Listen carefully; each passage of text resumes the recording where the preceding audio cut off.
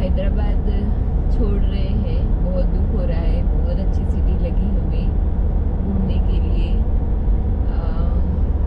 अभी हैदराबाद से निकल के महाराष्ट्र जा रहे हैं।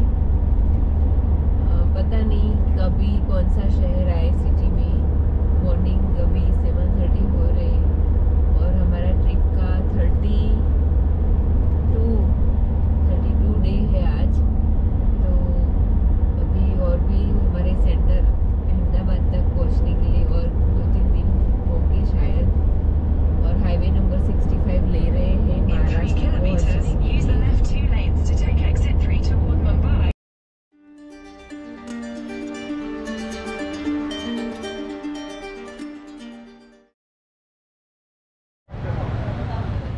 अभी जो हम हैदराबाद से निकल के जो हमारे 2-3 हाईवे थे, पुणे मुंबई हाईवे भी था और ये औरंगाबाद होके भी जाता था। तो हमने औरंगाबाद होके जाने का ही फैसला लिया है। तो अभी हम ये होटल में चेक इन कर रहे हैं। अभी तो आए हैं, तो आज औरंगाबाद का साइट सीन नहीं होगा। कल हम पूरा सब देखने के लिए जाएंगे। और इधर बहुत अच्छी पुराने बिल्डिंग्स वो सब है। और ये अभी हमारा होटल है जो हमें 1300 में मिला है। हमने 2 नाइट के लिए बुक किया है।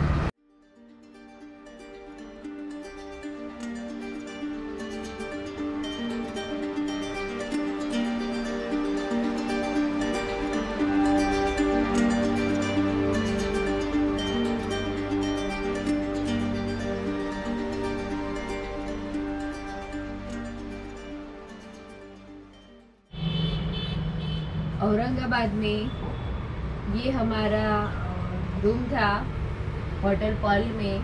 बहुत ही अच्छा है, लोकेशन भी बहुत अच्छा है। पूरा सेंटर में, बाज़ार के सेंटर में है। व्यू भी अच्छा है।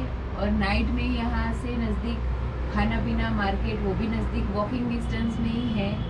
तो मुझे बहुत अच्छा लगा। अभी आज हमारे 4-5 स्टेशन है जो हम कवर करेंगे औरंगाबाद में। दौलताबाद, खोलताबाद, एलोरा केव्स और ये मिसमाल हिल स्टेशन।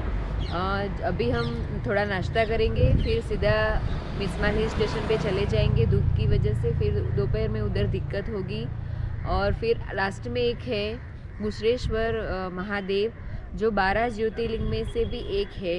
तो यहाँ तक आए हैं तो कवर कर ही लेंगे। महाराष्ट्र में ये मिसल तो फेमस है ही, लेकिन भजी पकौड़े भी हैं। तो आज मैं सब कुछ खा रही हूँ। बहुत ही खाने की क्रेविंग है। अनहेल्दी है लेकिन खाना है।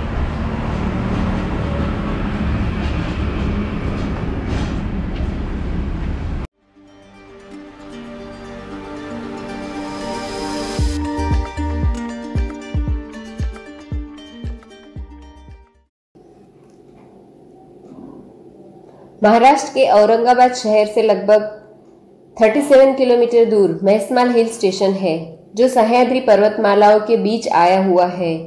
मेहसमाल हिल स्टेशन मंदिरों, बाग बगीचों, घाटियां, गुफाओं और किलों के लिए फेमस है।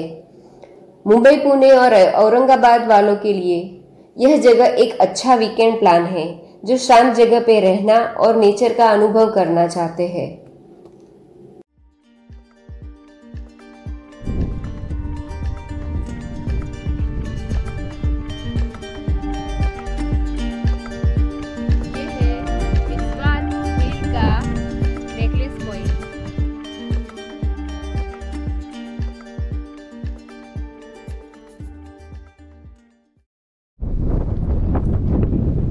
ये है मिसवार हिल का दूसरा व्यू पॉइंट। अभी तो सनराइज हो रहा है, वैसा पॉइंट है। बहुत ही अच्छा लोकेशन है। नीचे पानी के झरने और पहाड़ियाँ एक के ऊपर एक चढ़ के देख रही है। अच्छा लग रहा है।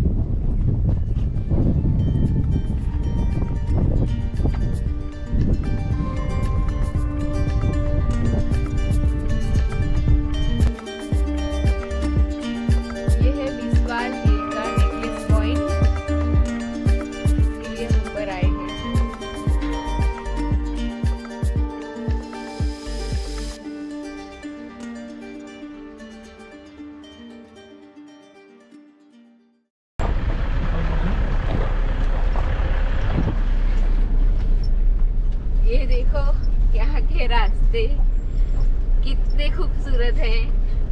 1 किलोमीटर के लिए हमें आधा घंटा लग रहा है, लेकिन ये भी एक अलग एक्सपीरियंस है हमारे लिए। चलो चलो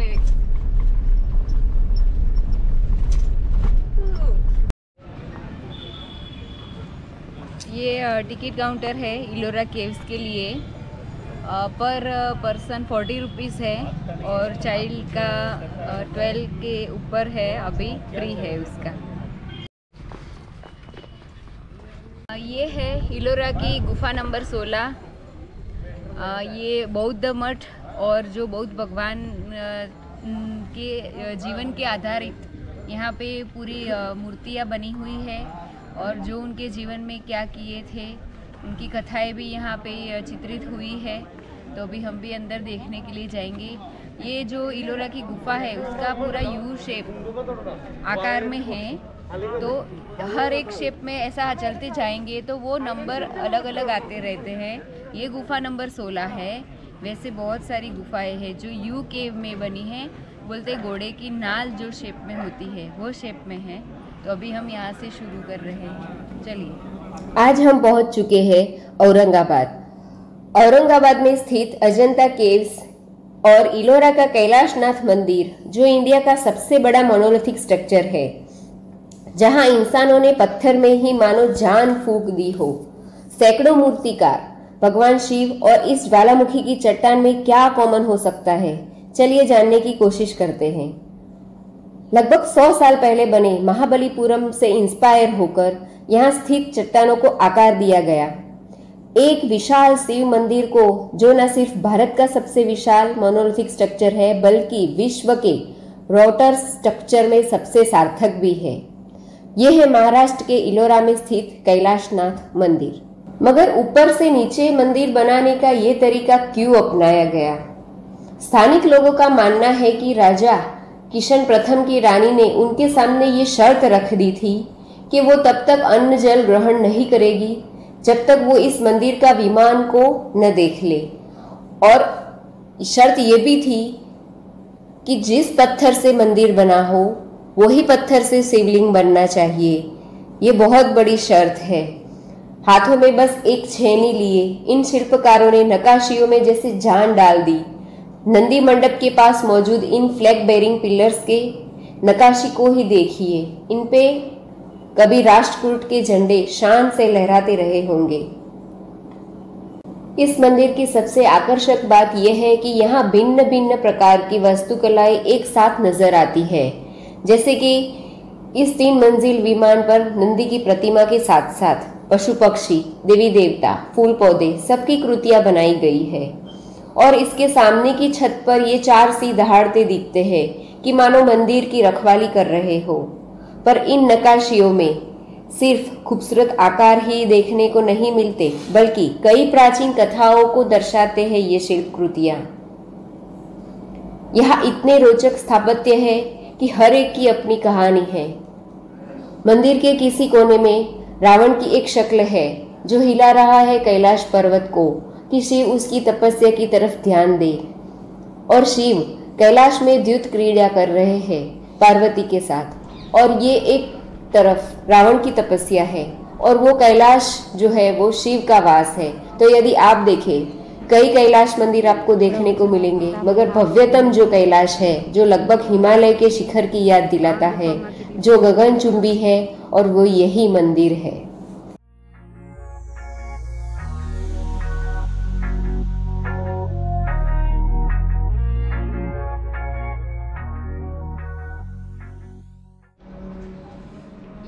गुफा नंबर 10 है। इसमें बुद्ध भगवान विराजमान है, उनका स्तूप बनाया हुआ है और ये पूरा बुद्धिस्ट कल्चर का आर्किटेक्चर है।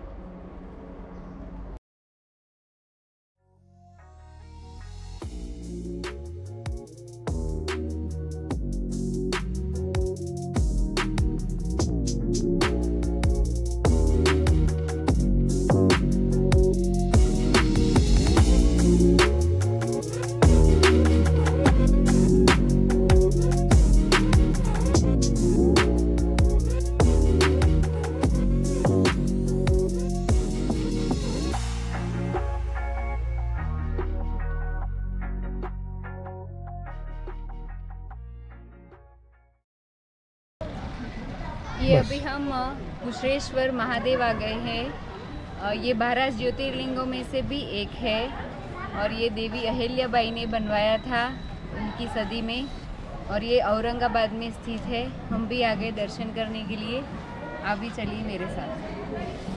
शिव का 12वां अवतार घुश्मेश्वर के नाम से प्रसिद्ध है। यह स्थान 12 ज्योतिर्लिंगों में से एक है। यह शिवलिंग महाराष्ट्र के दौलताबाद से लगभग 11 किलोमीटर दूर आया हुआ है। यह मंदिर का निर्माण देवी अहिल्याबाई होलकर ने करवाया था। भक्त अपनी श्रद्धा के अनुसार आते हैं, दर्शन करके भव्यता का अनुभव करते हैं। ये है खोलताबाद और हम आ गए हैं ये हनुमान जी के दर्शन करने के लिए। ये है भद्र मारुति हनुमान जी, यहाँ ही उनकी मूर्ति लेटी हुई है। बाकी हर जगह हनुमान जी खड़े होते हैं। हमने भी अच्छे से दर्शन किए और बाहर निकलते ही शनिदेव भी है, उनके भी दर्शन किए।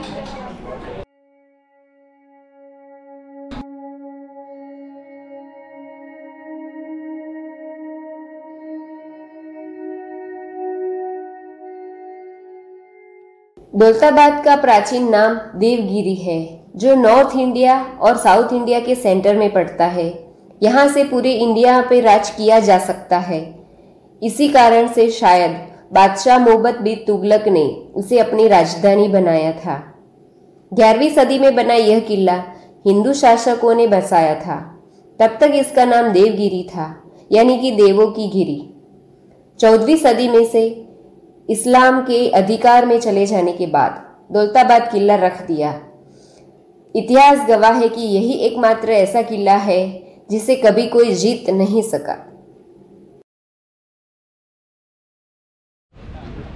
अभी ये हम हैं दौलताबाद के किले में।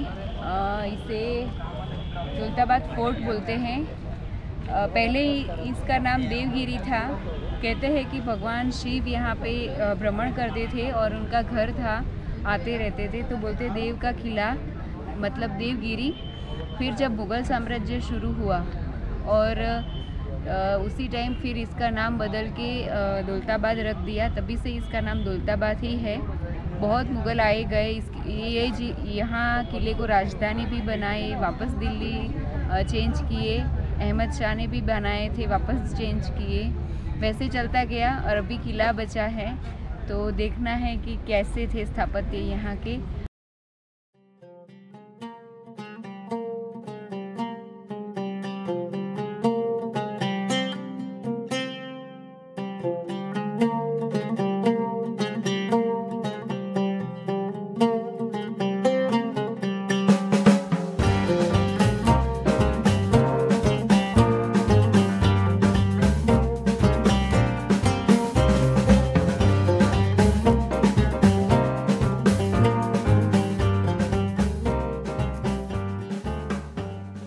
यह है बीबी का मकबरा। मुगल बादशाह औरंगजेब ने अपनी पत्नी दिलरस बानो बेगम की याद में बनवाया था। यह ताजमहल की आकृति पर बनवाया गया था। महाराष्ट्र के औरंगाबाद में आया हुआ यह मकबरा मुगल वास्तुकला में परिवर्तन दर्शाता है। मकबरा ताजमहल जो हमारी बहुत बड़ी इमारत है उससे ही इंस्पायर होके उन्होंने बनवाया था। ये भी एक इस्लामिक स्मारक ही है।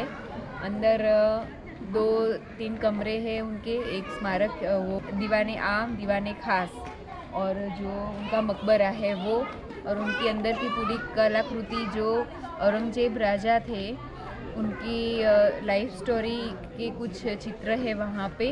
अभी हम जाएंगे और देखेंगे।